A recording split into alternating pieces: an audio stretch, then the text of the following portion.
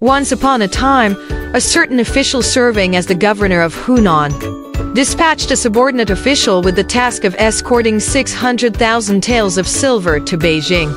Along the way, they encountered heavy rain which delayed their journey, and as evening fell, they found themselves far from any lodging. Spotting an ancient temple in the distance, the subordinate official ordered the laborers to head towards the temple for shelter. They spent the night there, and when they awoke in the morning, they discovered that the silver they were escorting had vanished without a trace.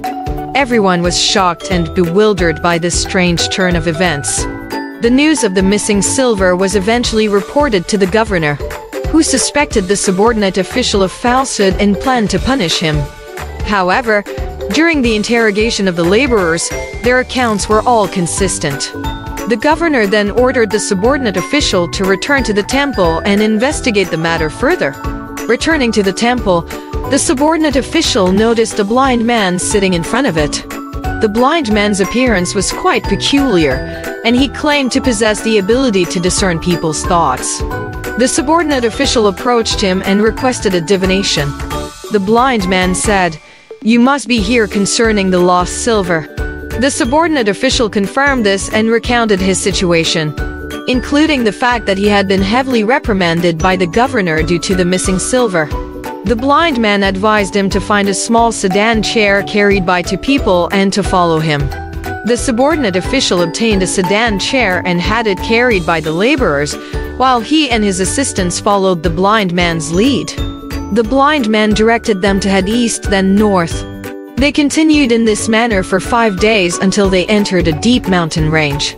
Suddenly, they came across a bustling city with bustling streets, filled with vehicles and pedestrians. Once inside the city, the blind man instructed them to stop and pointed towards the south, saying they should proceed forward and find a grand gate facing west. He told them to knock on the door and inquire, and everything would become clear. With that, the blind man bid them farewell and left. Following the blind man's instructions, the subordinate official proceeded forward and indeed found a large gate. Upon entering, he was greeted by a man dressed in ancient attire. The man did not introduce himself but listened as the subordinate official explained his origins and the reason for his visit. The man responded, "Please stay for a few days. I will accompany you to meet with the principal." He then led the subordinate official to a room and instructed him to rest, promising regular meals. With time on his hands, the subordinate official wandered around and explored. He entered a garden behind the house where towering ancient pine trees cast deep shadows and a lush carpet of grass covered the ground. Walking through various pavilions and galleries, he came across a tall pavilion. Climbing the stone steps, he entered and was confronted by several pieces of human skin hung on the wall. These skins were complete with facial features and emitted a nauseating smell. Disturbed, he quickly left and returned to his room. He reflected that his situation seemed dire and that he would likely remain in this strange land. He had given up hope of returning home. The next day, the man from before arrived and informed him that he would soon meet with the principal. The subordinate official agreed. The man mounted a tall horse and rode off quickly, while the subordinate official followed on foot. Before long, they arrived at a majestic gateway resembling a provincial government office. Numerous attendants lined up on either side, creating a scene of great solemnity. The man dismounted from his horse and led the subordinate official inside. Passing through another gate, they encountered a great king seated facing south, wearing a crown and royal robes. The subordinate official hurried forward and knelt to pay his respects. The king inquired, "Are you the official sent by the governor of Hunan?" The subordinate official confirmed this. The king said, "The silver is here. For such a small sum, your governor so generously offered it to me. It seems appropriate."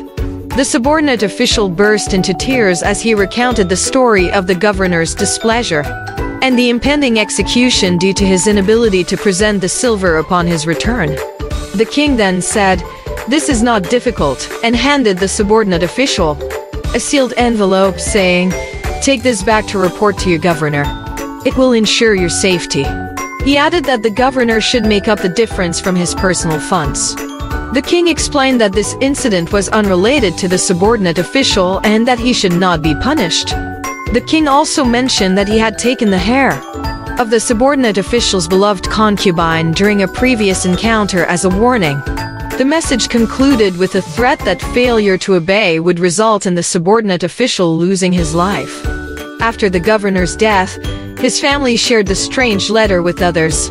Attempts were made to locate the mysterious city in the mountains, but the terrain was treacherous and impassable. Alright, this story has come to an end. If you liked it, please give it a thumbs up. Thank you.